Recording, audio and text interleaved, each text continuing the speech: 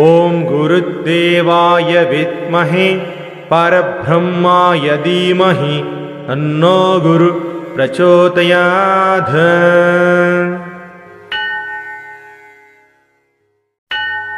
ஓம் குருதேவாய வித்மஹே பரப்ரம்மாய தீமஹி தன்னோ குரு பிரச்சோதயாத்.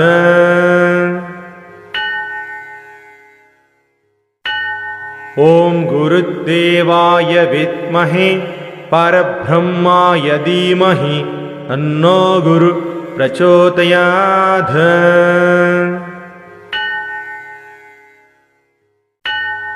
ஓம் குருதேவாய வித்மஹே பரப்ரம்மாய தீமஹி தன்னோ குரு பிரச்சோதயாத்.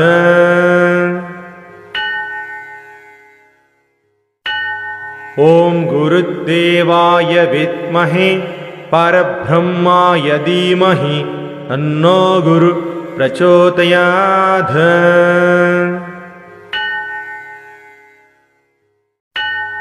ஓம் குருதேவாய வித்மஹே பரப்ரம்மாய தீமஹி தன்னோ குரு பிரச்சோதயாத்.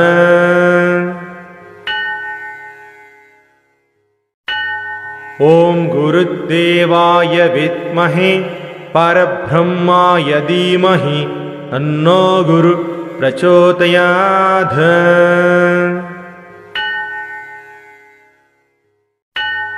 ஓம் குருதேவாய வித்மஹே பரப்ரம்மாய தீமஹி தன்னோ குரு பிரச்சோதயாத்.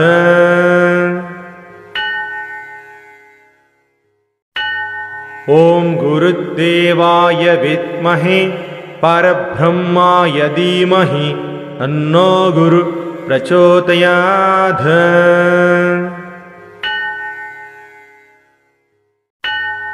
ஓம் குருதேவாய வித்மஹே பரப்ரம்மாய தீமஹி தன்னோ குரு பிரச்சோதயாத். கோவில் எங்கே இருக்குது அப்படின்னு பார்த்தீங்கன்னா, திருவாரூர் மாவட்டத்தில் ஆலங்குடி அப்படிங்கிற ஊரில் தான் இந்த ஆபத் சகாயேஸ்வரர் திருக்கோவில் அமைந்திருக்கிறது. மூலவர் ஆபத் சகாயேஸ்வரர், காசி ஆரண்யேஸ்வரர், அம்மன் ஏலவார் குழலி. இந்த கோவிலோட வரலாறை பற்றி இப்போ நம்ம பார்க்கலாம். இந்த கோவிலின் அமைப்பு வித்தியாசமானது. உள்ளே நுழைந்ததும் கண்ணில் படுவது அம்மன் சந்நிதி, அடுத்து சுவாமி சந்நிதியை பார்க்கலாம். இதன் பிறகு குரு சந்நிதியும் வரும். மாதா பிதா குரு அப்படிங்கிற அடிப்படையில் இந்த கோவில் அமைந்திருப்பதாக கருதப்படுகிறது. சுந்தரர் இத்தலத்திற்கு வரும்போது வெட்டாற்று வெள்ளப்பெருக்கில் ஆபத் சகாயரே ஓடக்காரராக வந்து கரையேற்றி காட்சி தந்தார் என்பது வரலாறு. ஓடம் நிலை தடுமாறி பாறையில் மோதிய போது காத்த விநாயகர் கலங்காமல் காத்த பிள்ளையார் என்றவாறு அழைக்கப்படுகிறார். இங்கு மூலவர் ஆபத் சகாயேஸ்வரர் சுயம்பு லிங்கமாக அருள்பாலிக்கிறார். ஆலங்குடி ஆபத் சகாயேஸ்வரர் கோயிலில் ஒவ்வொரு ஆண்டும் மாசி மாத வியாழக்கிழமையில் மட்டுமே குரு பகவானுக்கு சிறப்பு அபிஷேகங்கள் நடக்கும். ஒரு காலத்தில் பாசிப்படியாத தாலிக்கயிறை கூட மாசியில் மாற்றி விடுவார்களாம் பெண்கள். குரு பலம் இருப்பவர்களுக்கு மாங்கல்ய பாக்கியம் நீண்ட காலம் நிலைத்திருக்கும். அந்த குரு பகவானுக்கு மாசியில் அபிஷேகம் நடப்பது சிறப்பிலும் சிறப்பு. குரு பெயர்ச்சி நாளை விட இந்த நாள் விசேஷ சக்தி வாய்ந்த நாளாக கருதப்படுகிறது. இங்கு குருவின் நேரடி தரிசனம் கிடையாது. தட்சிணாமூர்த்தியை இங்கு குருவாய் இருந்து சனகாதி முனிவர்களுக்கு உபதேசிக்கிறார். இவரையே குருவாக கருதி வழிபடுகின்றனர்.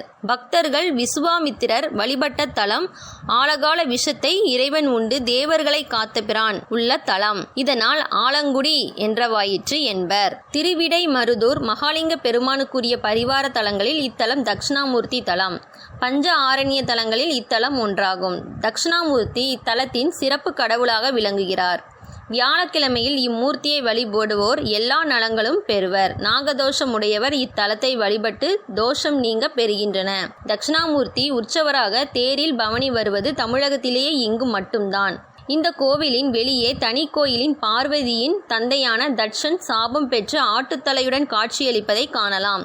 இது மிகவும் சிறிய சிலை. தற்போது சற்று சேதமடைந்தது போல் தெளிவற்ற உருவத்துடன் இருக்கும். ஆனால் திருவாரூருக்கு ஒரு மன்னனால் எடுத்து செல்லப்பட்டு அங்கிருக்க விரும்பாமல் ஒரு அர்ச்சகரின் உதவியோடு மீண்டும் ஆலங்குடிக்கே திரும்பிய சுந்தரர் சிலை அற்புதமாக கோயிலுக்குள் இருக்கிறது. தட்சிணாமூர்த்தி சந்நிதியை ஒட்டி உற்சவர் சிலைகள் இருக்கும் இடத்தில் இந்த சிலையும் இருக்கிறது.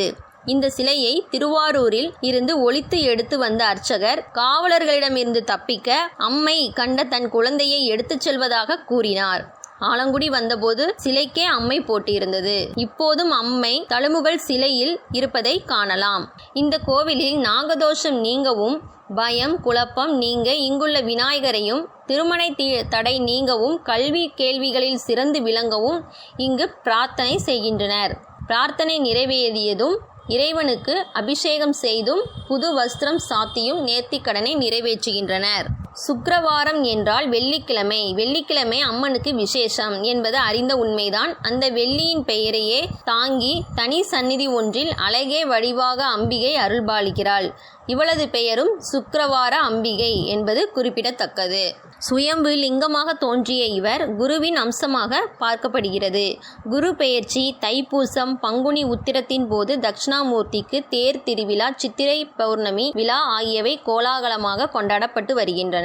ஓகே ஃப்ரெண்ட்ஸ், இந்த வீடியோ உங்களுக்கு பிடிச்சிருந்துச்சுன்னா லைக் பண்ணுங்கள், ஷேர் பண்ணுங்கள், கமெண்ட் பண்ணுங்கள் அண்ட் சப்ஸ்கிரைப் பண்ணுங்கள். Okay, thank you. குரு பகவானை பற்றி நாம் இன்று பார்க்க இருக்கிறோம்.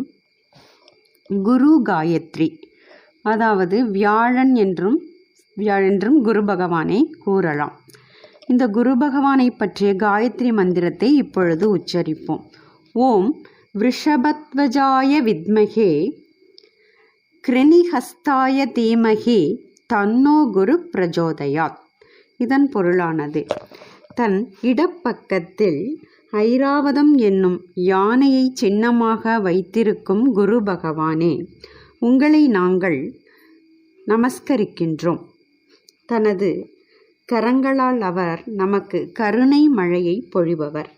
இதையே கிருணிஹஸ்தாய தீமகி என்று கூறப்பட்டிருக்கின்றது. அவர் தன் கரங்களால் நமக்கு அருள் மழையை பொழிந்து நமக்கு நன்மையை தருபவர். இதுவே இந்த குரு காயத்ரியின் பொருளாகும். நேயர்களே, குரு பார்த்தால் கோடி புண்ணியம் என்பார்கள். நமக்கு குரு பார்வை கிட்டினால் அனைத்து வித நன்மைகளும் முன்னேற்றமும் ஏற்படும்.